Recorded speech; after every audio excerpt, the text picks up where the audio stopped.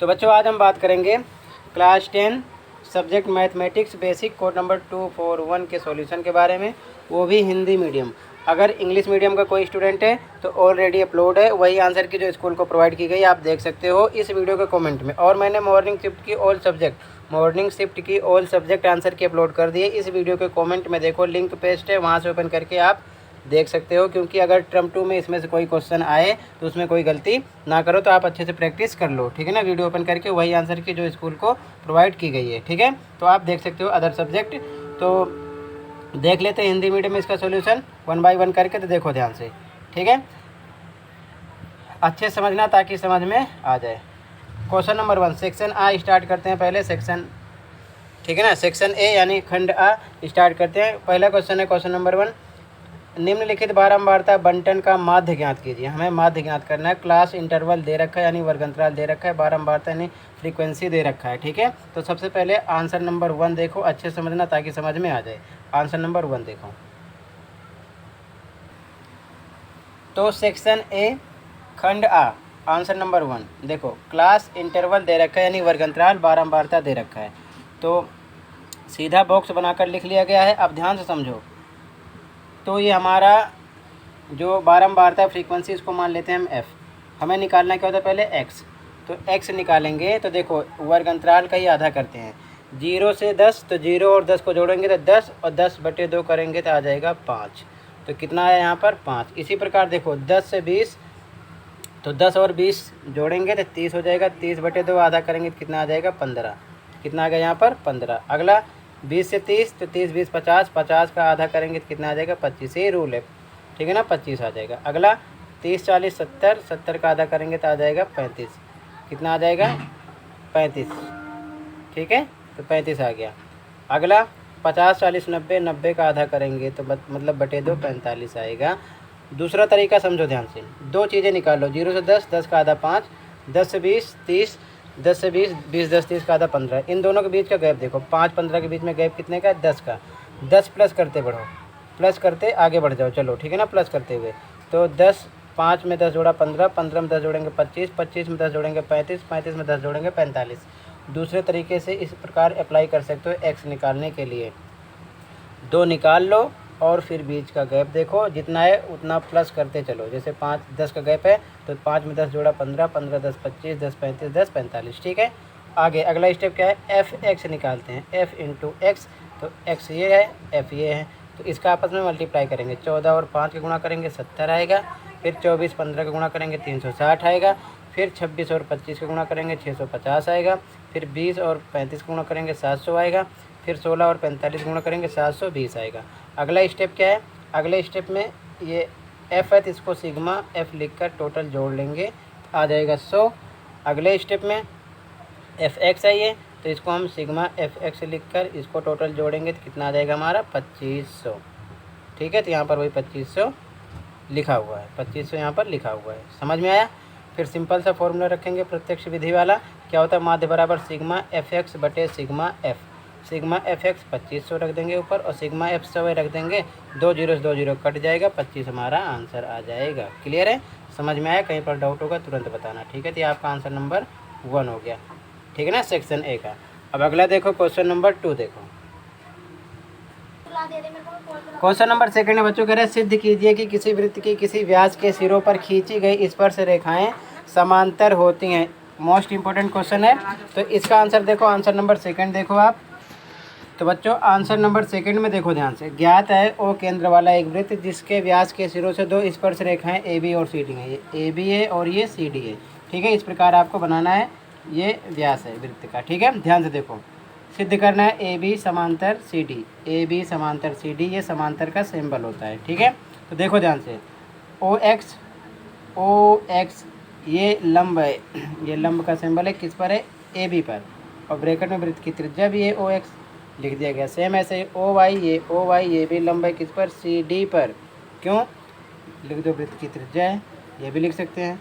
आगे देखो ध्यान से, तो हम क्या लिख सकते हैं, एंगल ओ एक्स बी, देखो ओ एक्स बी ये वाला 90 का है, और ओ वाई डी ये वाला, ये दोनों 90 के होंगे, ठीक है ना, बराबर 90 के होंगे। और क्यों, त्रिज्या स्पर्श रेखा पर लंब भी होती है। ये जो त्रिज्या है ये इस स्पर्श रेखा पर लंब भी है और इसी प्रकार ऊपर ये इस पर है। ठीक है, तो x प्लस वाई अगर जोड़ेंगे x प्लस वाई ये और ये, तो कितना होगा, बराबर 180 के। क्यों, ये भी लिख दो, एक ही तरफ के अंतःकोण हैं, इसीलिए ए बी समांतर सी डी होगा, इति सिद्धम। ठीक है, क्लियर है। तो आपका आंसर नंबर कौन सा हो जाएगा, सेकंड। ठीक है, ऐसे ही लिख लो। ठीक है, जहाँ पर डाउट होगा तुरंत बताना। अगला देखो क्वेश्चन नंबर थर्ड, देखो question number third. Question number third है बच्चों, कह रहा है कि 6 सेंटीमीटर, 8 सेंटीमीटर और 10 सेंटीमीटर त्रिज्याओं वाले धातु के 3 ठोस गोलों को पिघलाकर एक बड़ा ठोस गोला बनाया गया। इस गोले की त्रिज्या ज्ञात कीजिए। जो 3 गोले हैं, एक की त्रिज्या 6, दूसरे की 8, तीसरे की 10। तो मतलब क्या है, R1 दे रखा है 6, R2 मान ले दे रखा है 8, R3 दे रखा है 10। तीनों को मिलाकर पिघलाकर जब एक बड़ा गोला बनाया जाएगा तो इन तीनों का आयतन बराबर होगा बड़े गोले के, ये दिमाग में रखना है। तो देखो आंसर थर्ड कैसे करोगे। आंसर नंबर थर्ड में दिया है, मान लिया R1 6, R2 8 और R3 10 सेंटीमीटर, क्योंकि त्रिज्याएं अलग अलग हैं ताकि कटे ना। तो बड़े गोले का आयतन बराबर होगा तीनों गोलों के आयतन के। ठीक है ना, तीनों गोले के आयतन के। तो देखो ध्यान से, आयतन का फॉर्मूला 4/3 पाई आर क्यूब। इसी प्रकार पहले गोले के लिए 4/3 पाई R1 क्यूब लगा देंगे, दूसरे के लिए 4/3 पाई R2 क्यूब, तीसरे के लिए 4/3 पाई R3 क्यूब। यानी 3 गोले थे, तो ये पहले के, दूसरे के, तीसरे के, त्रिज्या मैंने R1 R2 R3 माना, इसलिए यहाँ पर पुट किया गया। अब तीनों में कॉमन है 4/3 पाई, 4/3 पाई, 4/3 पाई, तो यहाँ कॉमन कर लेंगे, 4/3 पाई बाहर आ जाएगा। बचेगा क्या, R1 क्यूब, R2 का क्यूब, R3 का क्यूब। ठीक है ना, ये हो गया। तो इधर 4/3 पाई आर क्यूब इधर रखेंगे, 4/3 पाई से 4/3 पाई कैंसिल हो जाएगा, इसकी वैल्यू रख देंगे। तो देखो ध्यान से, इधर क्या बचा, 4/3 पाई से 4/3 कैंसिल, आर क्यूब इधर बचा है बराबर R1। R1 की वैल्यू, R1 देखो ध्यान से क्वेश्चन में क्या मान रखे हो, R1 मान रखे हो 6, तो यहाँ पर 6 का क्यूब कर देंगे। R2 का क्यूब, तो R2 मान रखे हैं 8, 8 का क्यूब, R3 पर 10, 10 का क्यूब। ठीक है, 6 को 3 बार तोड़ेंगे, क्यूब है 6 गुणे 6 गुणे 6, 8 को 8 गुणे 8 गुणे 8, 10 को 10 गुणे 10 गुणे 10, आर क्यूब बराबर, इसका आपस में गुणा किया 216, 8 8 8 का गुणा करेंगे 512, 10 10 10 का 1000। तीनों को जोड़ा 1728, 1728 किसका वर्गमूल है, सॉरी घनमूल है, स्क्वायर रूट है, क्योंकि यहाँ पर क्यूब है।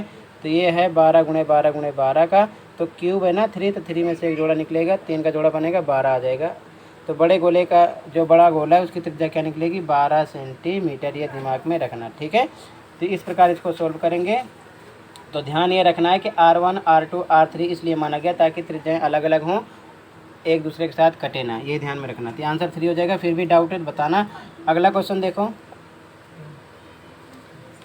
क्वेश्चन नंबर 3 का अथवा।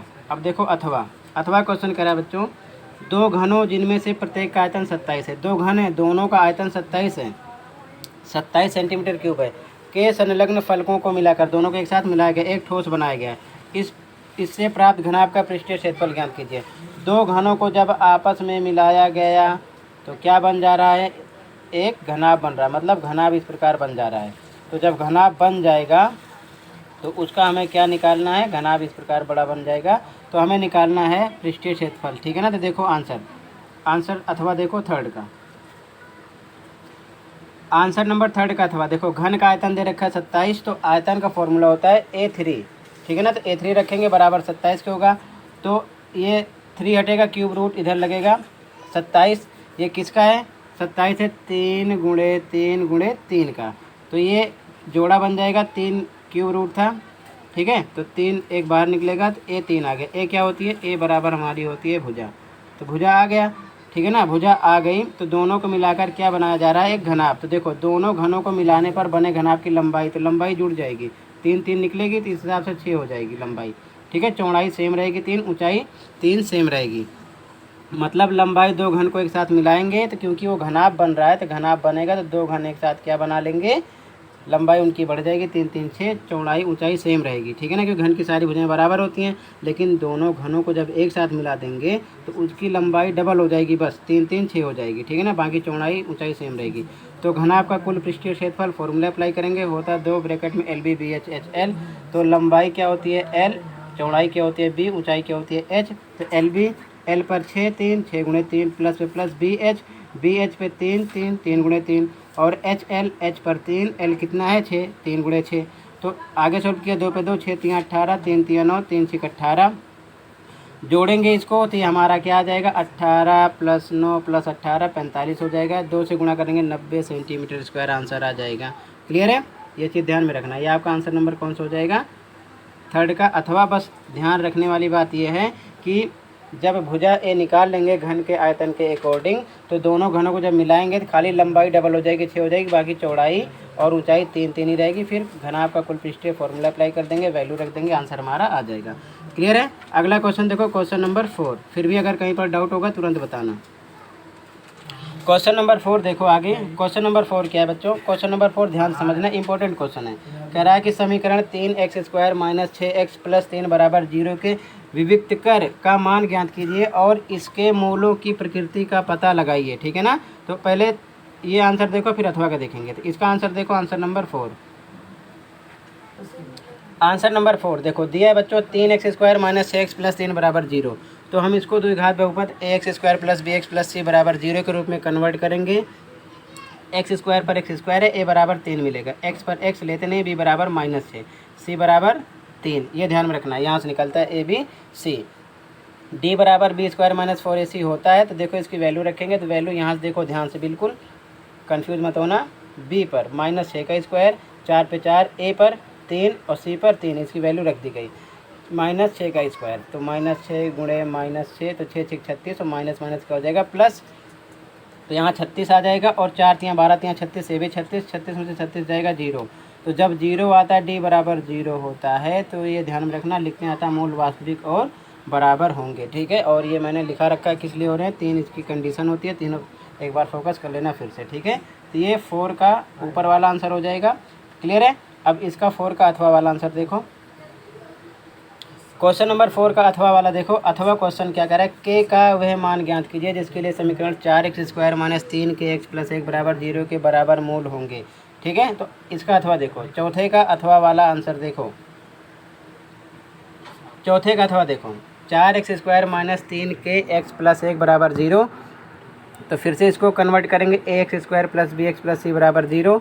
तो x² पर x है, a बराबर 4 मिला, x पर x है, b बराबर -3k मिला और c बराबर 1 मिल रहा है। ठीक है ना। ध्यान रखना, a पर 4, b पर -3k और c पर 1 मिल रहा है। ठीक है ना। c पर 1 मिल रहा है। तो d बराबर 0 तो b² -4ac।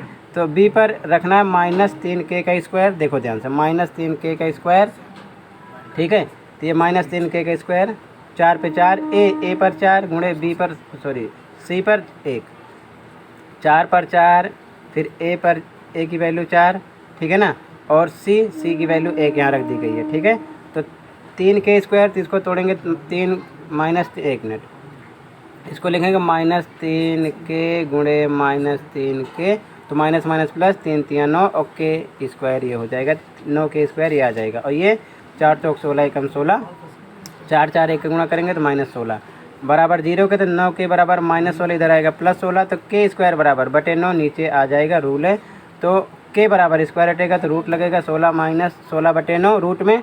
तो ये रूट में ये जो 16 बटे 9 है, 16 किसका है देखो, 16 है 4 गुणे 4 का और 9 है 3 गुणे 3 का, 3 3 9 4 चौक 16। तो जोड़े में से एक बार 4 एक बार 3 बाहर निकलेगा, तो प्लस माइनस का दोनों का होगा। तो लिख सकते हैं के बराबर +- 4/3, या फिर के बराबर एक बार 4/3 प्लस का लिखो, एक बार 4/3 माइनस में लिखो। ठीक है ना, -4/3। तो ये दो आंसर इसके निकल आएंगे। क्लियर है। ये अथवा का आंसर हो जाएगा। ठीक है। तो ये चौथे का अथवा का आंसर हो गया। ठीक है। तो इस प्रकार इसको सोल्व करेंगे। फिर भी कहीं पर डाउट है तो बताना। अगला क्वेश्चन देखते हैं, क्वेश्चन नंबर 5।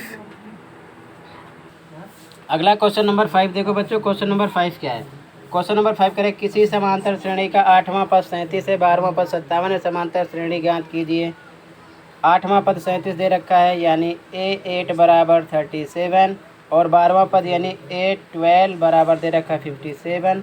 तो करें समांतर श्रेणी ज्ञात कीजिए। तो इसका आंसर देखो, इंपॉर्टेंट क्वेश्चन ये भी था।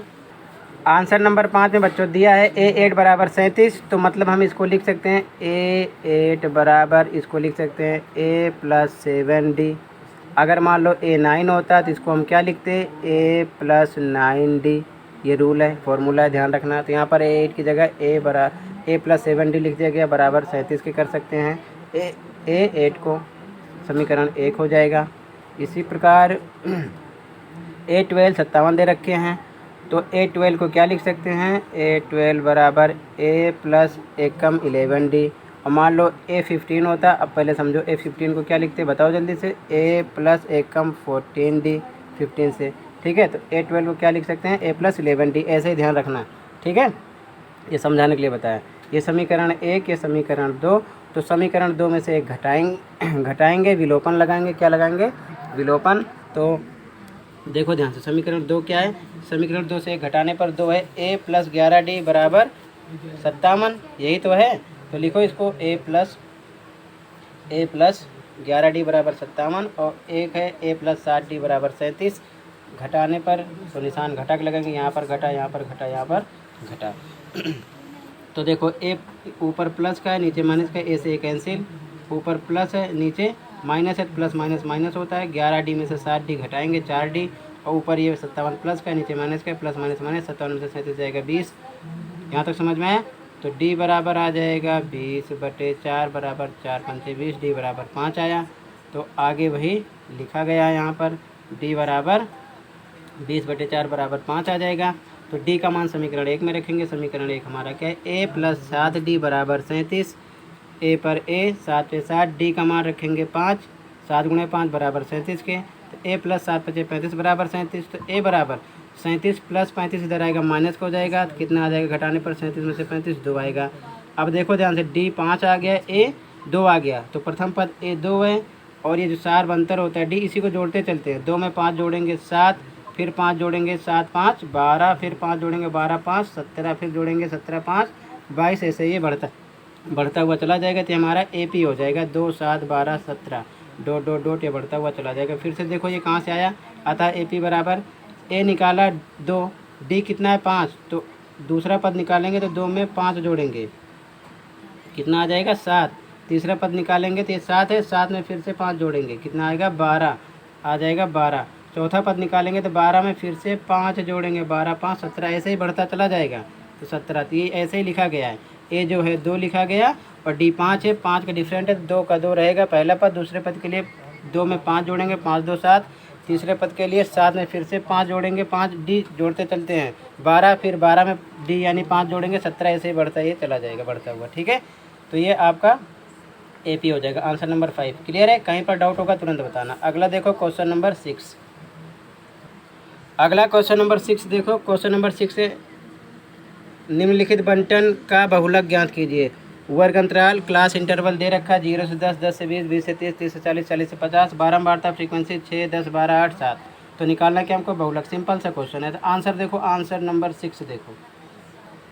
आंसर नंबर 6 है वर्ग अंतराल यानी क्लास इंटरवल 0 से 10, 10 से 20, 20 से 30, 30 से 40, 40 से 50, बारंबारता फ्रीक्वेंसी F 6 10 12 8 7। तो देखो बहुलक के लिए सबसे इजी होता है, हमको कुछ भी नहीं सोचना होता, बस सबसे बड़ा नंबर बारंबारता में देखो फ्रीक्वेंसी में कौन सा है, 12 है, उसके जस्ट आगे बढ़ जाओ तो जो वर्ग अंतराल की निम्न सीमा होगी यानी 20 है, तो ये कितना हो जाएगा, 20 हमारा L हो जाएगा, और 12 को हम मान लेंगे F1, उसके जस्ट ऊपर F0, उसके जस्ट नीचे F2।